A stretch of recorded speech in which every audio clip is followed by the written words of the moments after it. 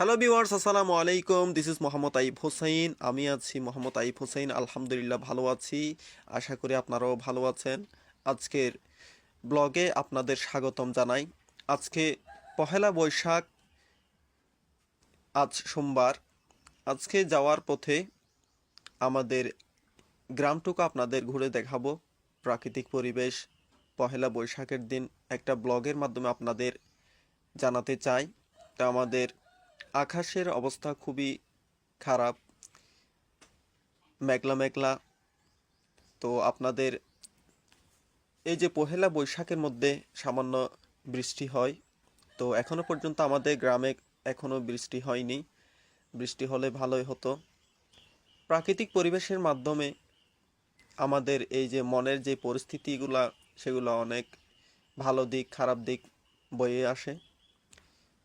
প্রাকৃতিক পরিবেশের মধ্যে যদি আপনি চলেন, আপনার মন ফ্রেশ থাকবে। এই যে সবুজ সবুজ আপনার গাছের পাতাগুলো দেখা যাচ্ছে বৃষ্টির মাধ্যমে। বৃষ্টি যদি পরে দেখবেন পুরনো পাতাগুলো ঝরে গিয়ে, এই যে শীতের দিনের মধ্যে যে পাতাগুলো ঝরে যায়, বৃষ্টির মাধ্যমে সেই গাছের পাতাগুলো আবার নতুনভাবে গজায়।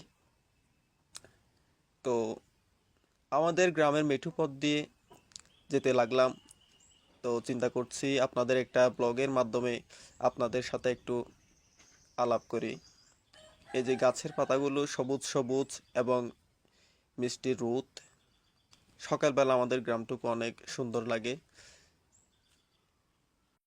শহরের সেই প্রাকৃতিক পরিবেশ থেকে আমার গ্রামীণ পরিবেশটাই ভালো লাগে।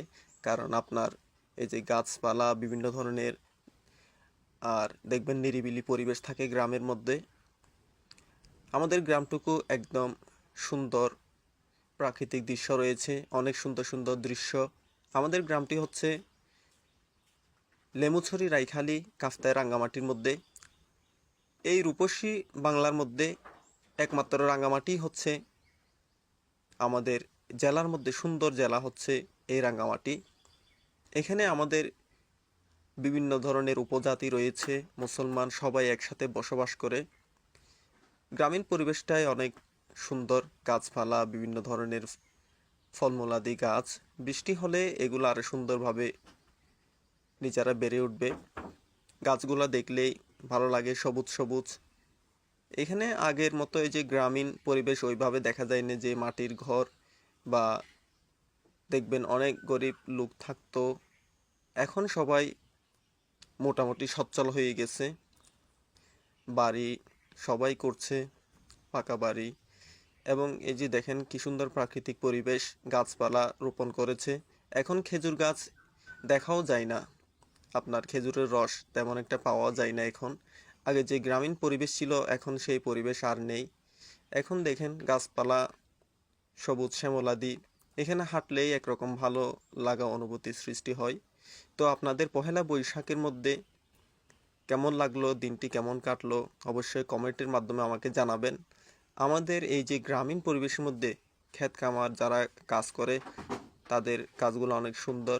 আকাশ মেঘলা রয়েছে, রোদের একটু একটু দেখা মিলছে সকালবেলা আজ। তো আপনাদের কমেন্টে আমার এই ভিডিওগুলা কেমন লাগে জানাবেন, এই ভিডিওটি কেমন হলো জানাবেন। আসসালাম।